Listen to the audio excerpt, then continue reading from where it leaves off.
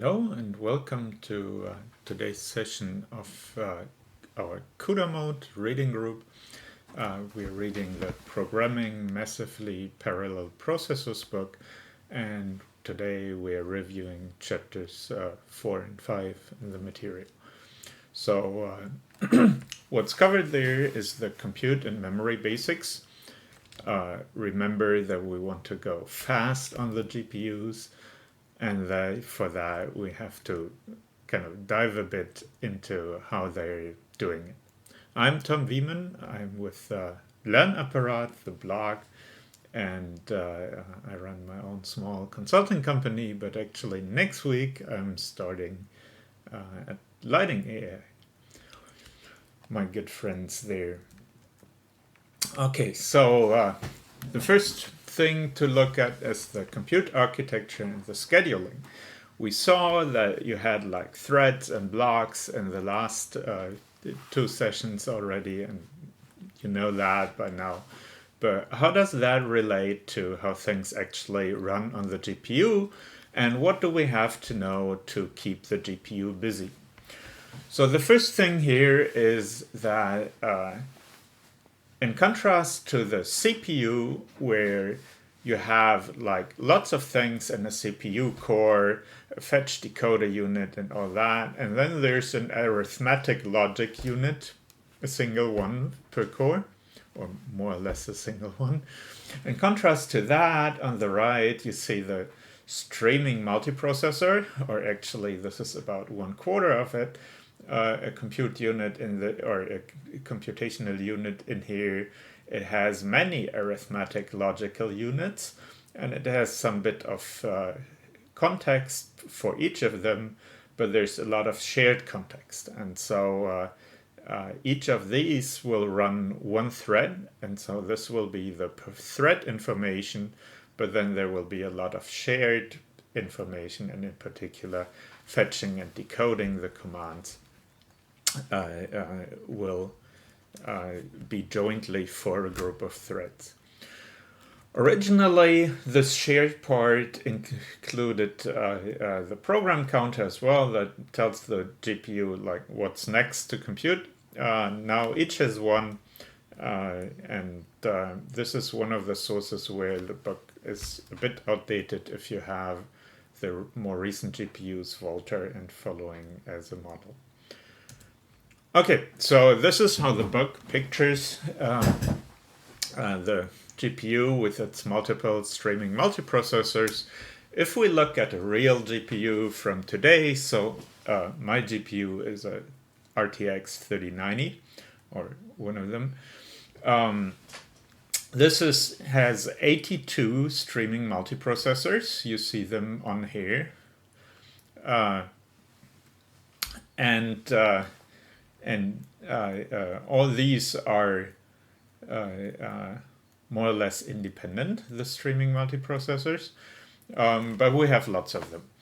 They share one common L2 cache, that's here in the middle, and one thing that the consumer or non-data center GPUs don't have are floating point 64 cores. I've left this note in here that the FP64 rate is 1/64 of the FP2 TFLOP rate. And this is because it just doesn't, it has two compute units for 64-bit floating points just to make the programs run at all, but they're not going to be fast.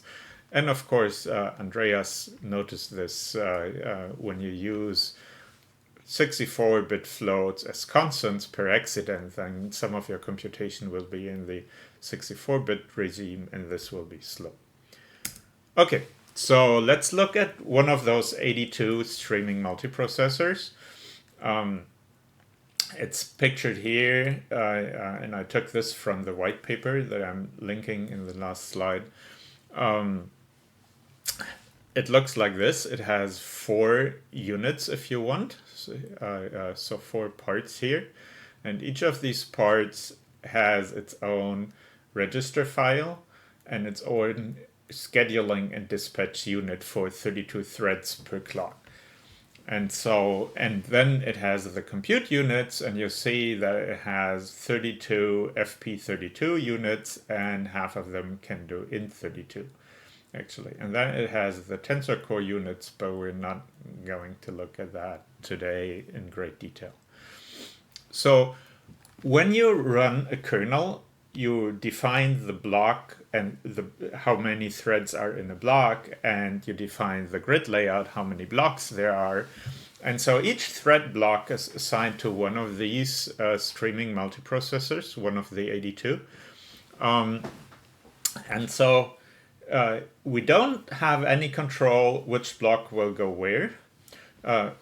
In the most recent GPUs, you can have thread block groups, but we'll leave that for now. And so you have no control which block goes where. And each of these streaming multiprocessors can process a number of threads that is higher than the maximal number of threads in a block.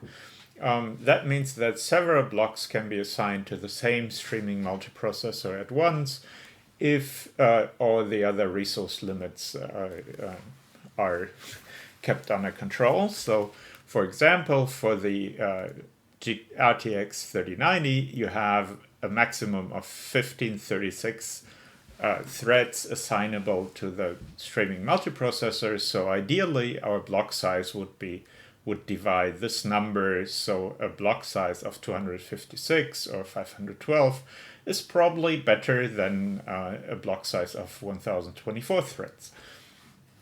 If we want to make sure that there's as many threads waiting to be executed on this streaming multiprocessor. So each of these can process one warp, 32 threads at a given time. Sometimes the warps will the threads in a warp will not be in perfect sync. We'll discuss that a bit later. This is called divergence. Then only a part of a warp is executed in one of these units at each cycle. We have the 32 FP32 units, the 16 int32 units. And so we know that how many things can be computed at once. We have a shared register file. So in CPUs, it's typical when you do multi-threading, all the registers are cleared and restored when you switch from one to another. When the GPU switches between warps, which it will do continuously, it will leave the registers right where they are in the register file. And so each warp has a share of this, and we have to watch our register usage in order to keep in this limit. Okay, so those are shared. The 16K are per quarter of a streaming multiprocessor. And so in total you have 64K 32-bit registers, and this is what all these things, what all the threads on the streaming multiprocessor can use. There's an L1 cache attached directly to the streaming multiprocessor, and that also is the memory that gives us the shared memory. So these 128 kilobytes can be split between the shared memory, and the L1 cache will take the remainder. Yeah, this is our streaming multiprocessor now, and we heard a bit about threads, warps, and blocks. So launching a CUDA kernel, you give it a block layout, how many threads there are in a block, and you give it a grid layout, how many blocks should be launched in total. So threads in a block are executed in parallel on the same streaming multiprocessor that we saw on the last slide, and it can access its shared memory. Blocks are completely independent to us, so CUDA is free to arbitrarily assign blocks to streaming multiprocessors, and we don't know about execution order. So we know that all threads in a block are executed in parallel, and you can synchronize them, but we don't know like which block is executed first, and we can't really wait usefully on another block. thread blocks that run on a streaming multiprocessor. Any thread block is divided into warps of 32 threads, and each warp can run on a fixed of these processing units within the streaming multiprocessor. And all warps simultaneously assigned to that processing unit take turns, but the registers stay. As an aside, on AMD hardware, in terminology, they call the warps wavefronts, and they typically have a size of 64 threads, but there's a compiler option reducing that to 32, but we're not going to dig into that deeply today. Okay, so, but you also saw, for example, in Jeremy's Matmul kernel that you can have a multi-dimensional grid of threads. And so one thing where we can ask, well, how is this put into a linear order?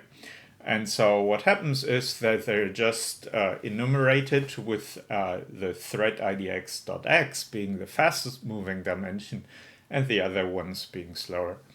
And if we note this like this, and you write the x index first when you have those little 3 indexes for the indices for the threads, then this is a bit different to what's given in the book.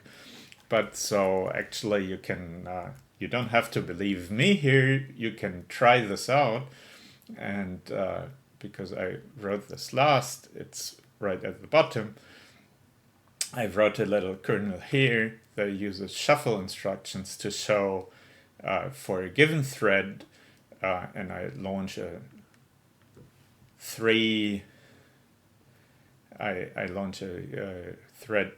a block layout that has 8 times 8 times 8 threads, but you can see that like the X order, which is here the first, this is the most rapidly moving, this is the Y coordinate, and so these will be all the threads that are in a warp together.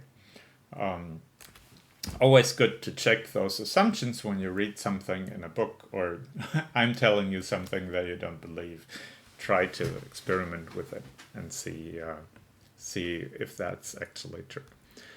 Okay, so those warps ideally are executed in parallel. All 32 threads do the same thing. That is where the GPUs are really, really fast. But sometimes we have control flow. So what happens if we have like an if clause? What happens here is that traditionally I said that you only have one thread counter for multiple threads, for all the threads in a warp, that is. And if we have something like that, the GPU will disable all the threads that don't match the condition. And then it will just execute those instructions step by step. Here it will re-enable the disabled threads and disable the others, and then execute this.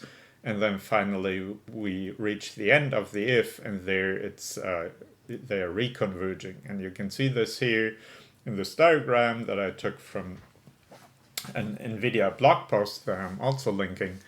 And you have the divergence, and only the part where the thread index is smaller than 4 executes A and B, and then X and Y are executed. One of the things you have to be careful with that is that you can't do inter-thread communication, because if you wait here for within the warp, so if you wait for something, if you wait for these threads here, you will be out of luck. One thing that makes this problem, and if you do this, if you have thread divergence, this part here, there's part of the GPU sitting idle whenever there's one of those white spots. And so you want to avoid thread warp divergence if you can. So one special thing here is you have conditional load store instructions, And so these will not cause divergence. And so I like to write my load instructions for that with such a conditional. We'll see that in matrix multiplication later today. Okay, so more recent GPUs have introduced one program counter per thread. And so what this enables is that the GPU can take turns executing this part and this part because there are distinct groups of threads involved, and it will group the threads by those that have the same program counter, and then it can interleave. And this is of advantage if one of these groups does a memory access and the other one doesn't. Then this one can continue while this one is waiting for the memory bits to arrive. That's the advantage. A bit of the disadvantage is that the reconvergence isn't as automatic anymore. You see here that the Z is executed piece by piece too, and this of course is inefficient. And now you have a synchronization command that you can insert here, the sync warp. It will cause all the threads in a warp to sync, and so after that we're executing the same thing again in a single step. This is warp divergence. You can also have a different type of warp divergence whenever you have loops which do different number of iterations, like a for loop with a variable upper bound. You will have essentially the same effect. Okay, so what does all that mean for us? When we want to get good occupancy, which is the fancy word for keep all the bits busy, then we have to balance all the available constraints and try to get everything used as much as possible. So we have 82 streaming multiprocessors, which basically means having many blocks is good because we can keep all those streaming multiprocessors busy. One thing here for comparison, if you have like embedded GPUs like the Jetson models, they have only 2 hands full of streaming multiprocessors. So that is a lot smaller here, that number. We can schedule up to 1536 threads per streaming multiprocessor. So a power of 2 block size of smaller than 512 is desirable in order to make sure that we can occupy all these things in order to have the most opportunity to execute something at each given clock cycle. We want to avoid the divergence between threads in a warp because that would mean that whatever threads are not executing at a given point, they just let some units sit idle. And we want to avoid floating point 64 and int64 calculations if we can, in particular on the consumer GPUs, because they will be really slow.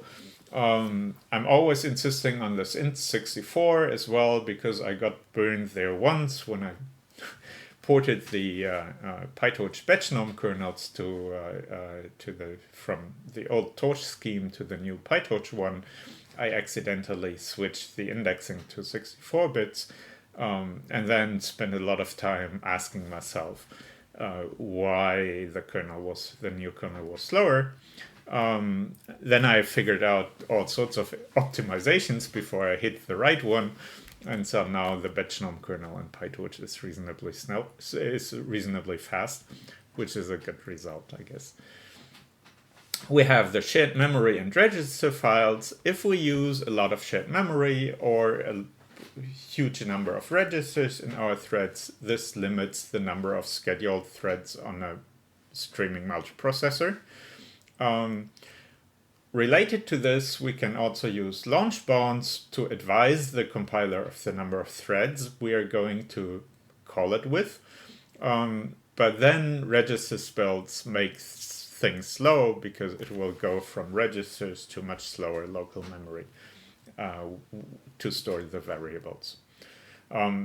This is all like a bit complicated to calculate. So previously there was an Excel sheet for the occupancy calculation. Now this is part of Nsight Compute, and I ventured that we're going to see some of that in the profiling sessions that we're going to take. One of the things here is we have lots of magic numbers, and so we can't possibly memorize those. And so happily there's an API to query them. And so in Torch you have Torch CUDA get device properties. And if we just execute that, we need to pass a device. Okay, we see the name, the compute arch, the total memory, but then there's also the processor count, which is this magic 82 number. And if we keep the variable around, we see that there's some more information. For example, here's the registers per multiprocessor, 64K, just like we discussed. But also there's maximum number of threads per multiprocessor, and this is the 1536. If you look at the C++ or the CUDA API directly, the C API, there's even more properties. You can check that out in this link. And so basically know what your processor look like, how it will schedule the threads in order to schedule as many threads at once on the streaming multiprocessor, and have them execute as parallel as possible in order to get good speed. Having looked at how threads work and how they're scheduled on the GPU, the second important ingredient is the memory architecture and data locality, and that is because a lot of kernels will be limited by memory accesses in their execution speed, and so this is part of the basics of getting fast kernels. But before we look at that in more detail, let's also take a step back and look at how PyTorch programs spend the time. And so at the very high level, you have Python processing, you have data administrative overhead, so you need to allocate tensor structures and such things. You have the data acquisition, and then you have the actual GPU computation. And so one thing is that if you don't have like close to 100% GPU utilization in NVIDIA SMI or some of those tools, the first thing to check probably is the data acquisition, because if you have a problem there, you're not in this step for most of the time, and so you can optimize a lot here without seeing a large effect. So in my consulting clients' experience, this is one of the steps to really keep an eye on. The other part that's worth knowing maybe is that as long as you have tensors with a few hundreds of elements and not single elements, and don't create those single element tensors accidentally, as long as you have that, these two are largely not your main problem, and cutting things here, in particular going from Python to C++ without any other changes, will give you single digit percentages, sometimes 5%, sometimes only 2%. But obviously we're beyond this here, and we really want to care about the GPU computation part, where we have roughly 3 parts: fixed costs for kernel launches and such, and we can try to estimate that. I have a kernel in the notebook that's just empty that will try to tell us something about the fixed cost. Then we have the memory accesses, read inputs, write results. This is us now. And we have the real computation, where the occupancy that we discussed in the last chapter is a key part. And so let's dive right into memory accesses. So these are quite often a bottleneck, and this is behind a lot of the drive towards having some sort of compilers for things. So typically, eager PyTorch does, it loads an input, computes the result, and then stores the output for each operation. And so it's obviously faster if we combine kernels. So it goes load inputs, compute, and then store outputs. And you only have the loading and storing once. And this actually has been in the focus of PyTorch for a long time. It was one of the original reasons for the PyTorch JIT, fusing pointwise operations into one kernel. And for example, this has been a key ingredient in order to get LSTMs in PyTorch close to the cuDNN performance. Then there was a second generation of PyTorch JIT fusers that added support for contractions, and there were actually two of those second generation fusers, and one of them, the NVFuser, the NVIDIA fuser, is going beyond PyTorch and still has a very active JIT repository and learning new things every week. Similarly, Inductor and Triton-based optimizations are also about fusing things, but they support more complex operations by having a language and then templates to run those. This avoiding accesses to global memory also is a core ingredient of flash attention. And here, this is one of the key figures in the flash attention paper. And you see that here the high bandwidth memory is given with a speed of 1.5 terabytes per second. It's only 900 gigabytes for my GPU. But what you can see is that the shared memory is actually here, it's more than 10 times faster. But the problem is we only have a 2,000th of the memory available. So we want to have here GPU global memory accesses minimized and try to make good use of the GPU shared memory. I brought an example for fusing things and how you can get speedups with that, and it's in the notebook. For a long time, my favorite has been the LSTM because I've been involved in that. But so one thing here is we can do that's a bit more modern is the approximate GELU, and so this I took the formula from the PyTorch documentation.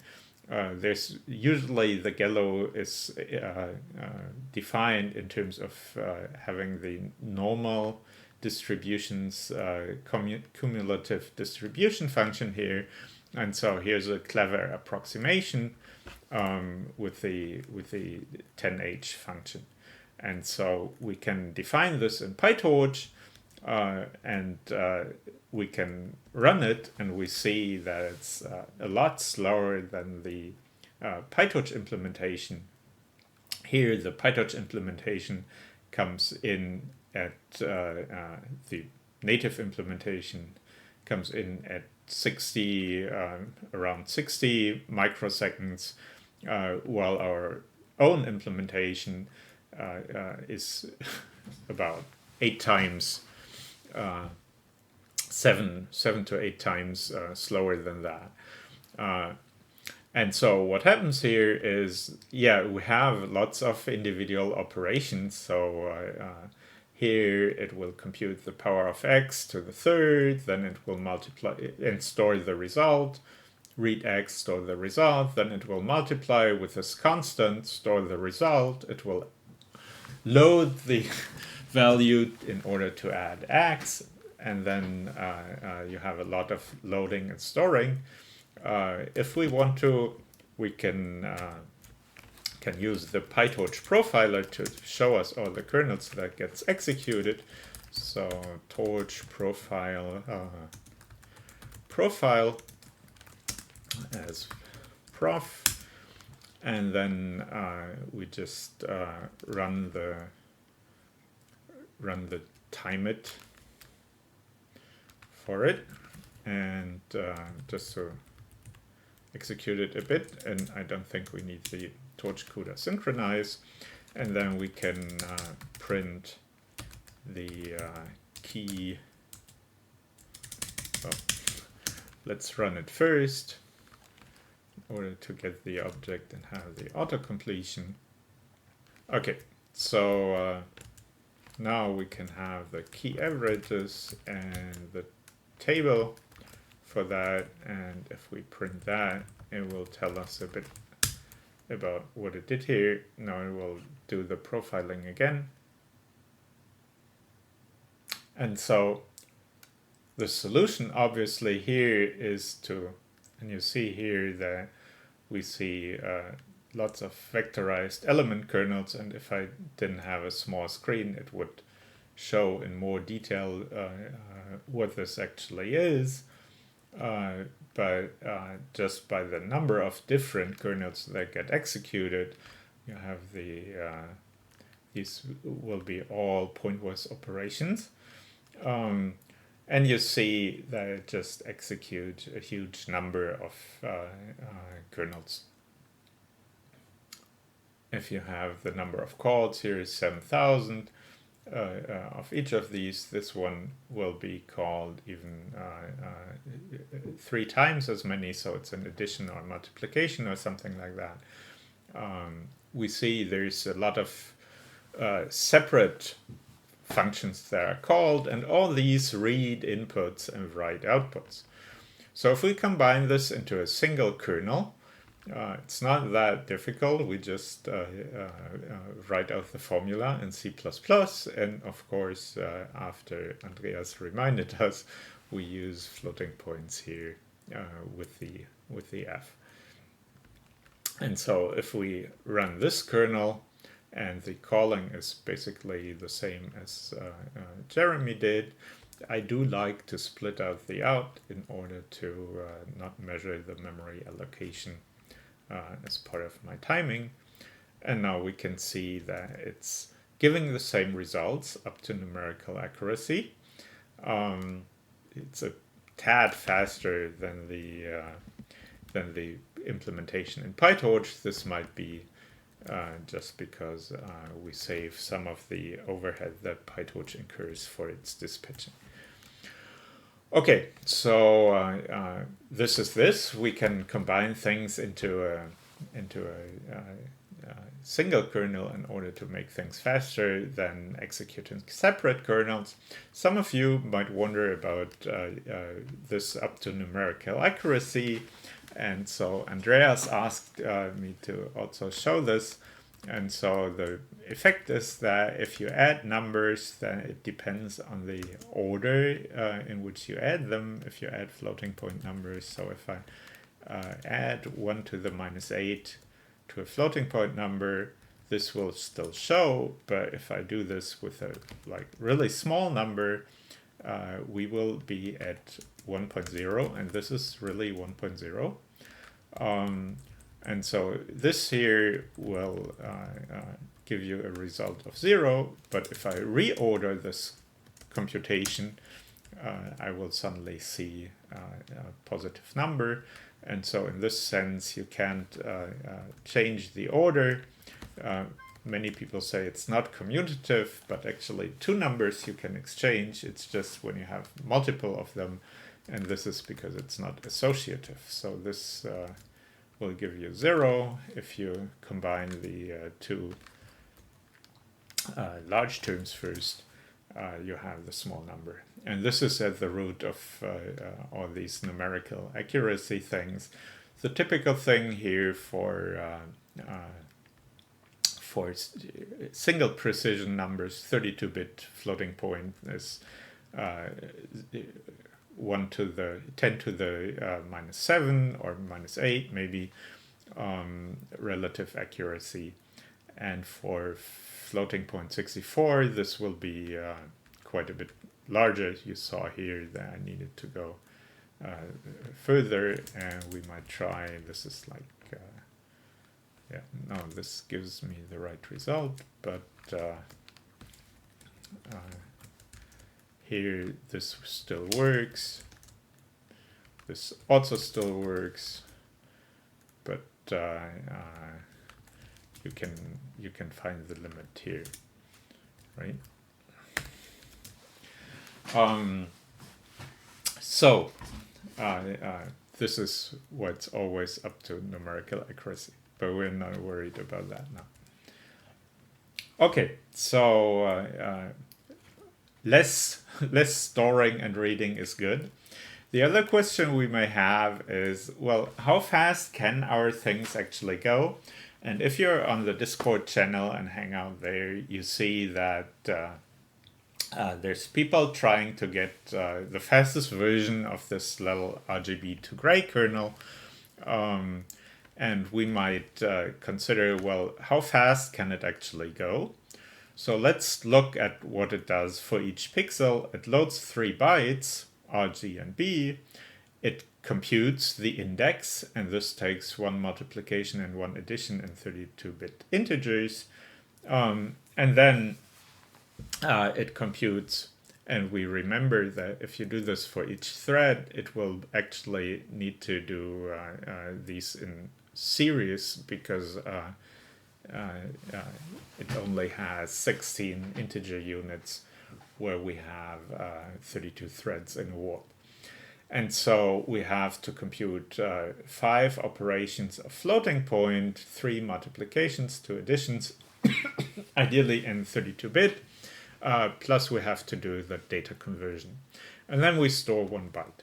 So what speed can we expect on a, say, 2048 times 2048 image? Now, NVIDIA lists 900 gigabytes per second as memory bandwidth for my GPU, and we have 16 megabyte of transfer.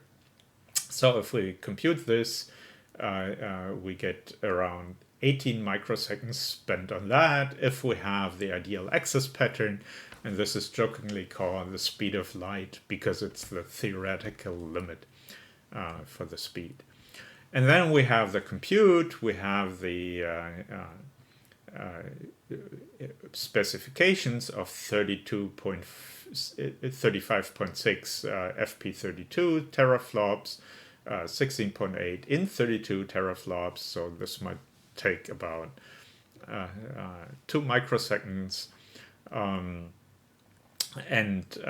But this does not include any things being done in parallel. So for example, if one waits for loading from memory, the other might execute, because for such a tiny kernel we probably don't see all of that. We can measure how fast a kernel launch is, and in the notebook I have here right under the Fusion example, I brought an example of measuring this, where I just took kernel and ripped out all the computation and used the same code. And so this kernel will also some overhead of 3 microseconds to just run the empty kernel on the GPU. And so this will be our estimate in here. Yeah, so the measured time of the kernel, if I go to the very top of the notebook, I took here Jeremy's lecture 3 kernel, added here the .f, and now this runs in approximately 26 or 27 microseconds. And so this compares with 21, 23 microseconds that we might theoretically achieve. So we're within 1/4. So we're at about 3/4 of the theoretically possible speed. So this is how we can figure out how fast we might possibly go with our little example kernel, and obviously you can try and reach the actual upper bound, or maybe beat it. Good luck with that. When we want to have this same view of the computation, one thing that we can often do is consult this so-called roofline model. And the key quantity here we need to know is the computational intensity of our program. And so we want to know the number of flops per byte of memory transfer, because this will actually give you an idea of whether our kernel is compute bound or memory bound. So in our example, we had 5 FP32 flops, and we had 4 bytes of transfer. And so this would be a computational intensity of 1.25, which is not ideal. It's a fairly low number. And so what happens here is if you have lots of memory transfer per compute, you're essentially bound by the bandwidth. So the total computational throughput is limited by this diagonal. And this would be a memory bound kernel. If you are in the regime where you have a high computational intensity, so with any given bit of memory, you compute a lot, then your peak output is basically, peak throughput is basically the speed of the GPU floating point unit, and this is then a compute bound kernel. So what happens in order to create this shape here, which is called the roofline,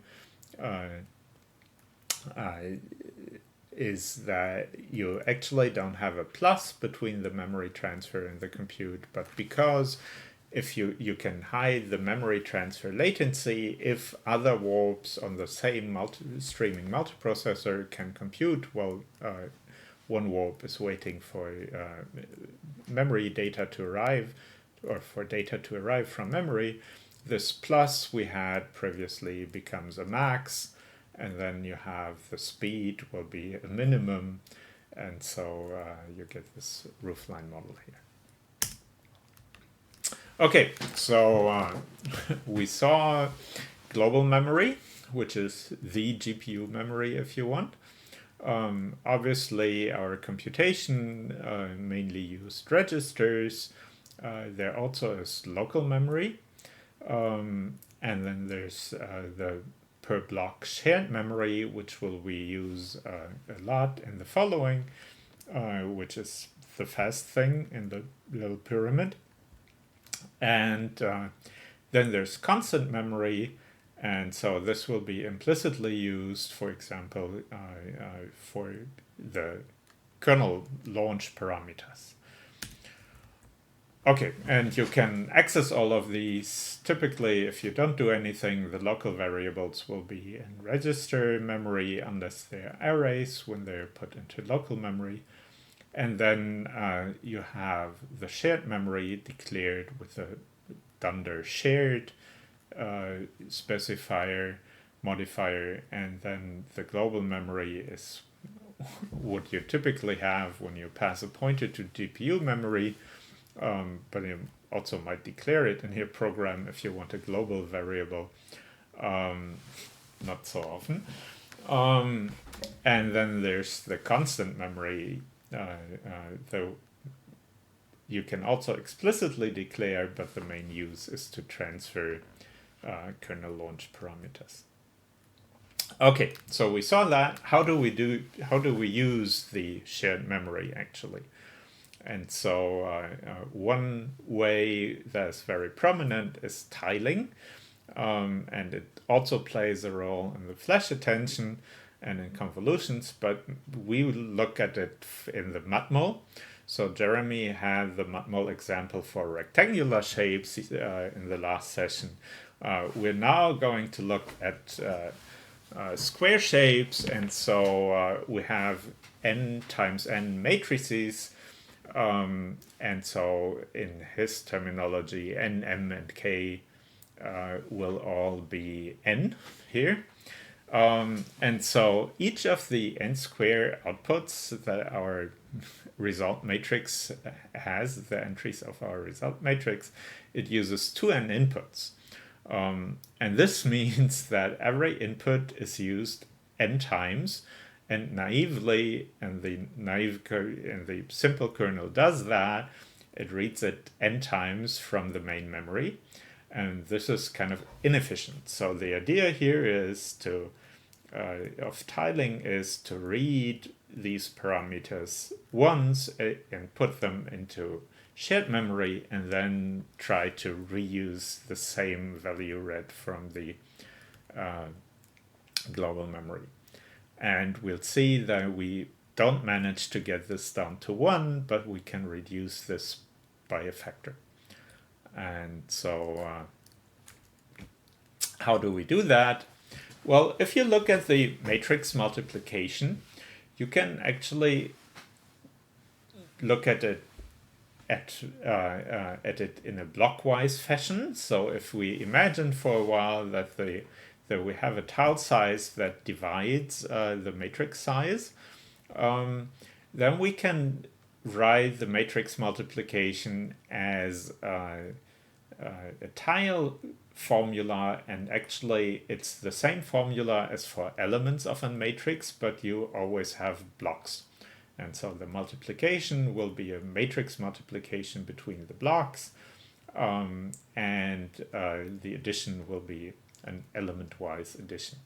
And so to compute this block, we need to basically compute the matrix multiplication of this block here with this block, and the first A and B blocks, and then add to that the matrix multiplication of the next A and B blocks. And if we do it, and if we manage to read for the block multiplication, we manage to read each entry of a block only once, then our output tile depends on 2n divided by tile size input tiles that are each of size tile size times tile size. And so we only read each input when we compute all the n divided by tile size squared tiles here in the result matrix. We only read each input n divided by tile size times from the main memory. But we need to store it in shared memory then, and we'll see how that works. The easiest setup is when we have tile size squared threads, and so we can look at that in the notebook, and this is down here in the matmul example. And the first thing I brought here is the original kernel that Jeremy also showed you. This is his kernel, and so obviously it's the simplemost implementation here, and we can see that if we feed square matrices into it, it does achieve the same result as the matrix multiplication, and it takes 0.9 milliseconds to do it. And so now we can do the tiling. the first thing to do is to define a tile size. And so if we have a tile size of 16, this will work if we have 256 threads. Each thread will cater to one element of the tile. And so our thread block is 16 times 16 here. And now what happens? We define two shared memory arrays of tile size squared elements each, and load things into that.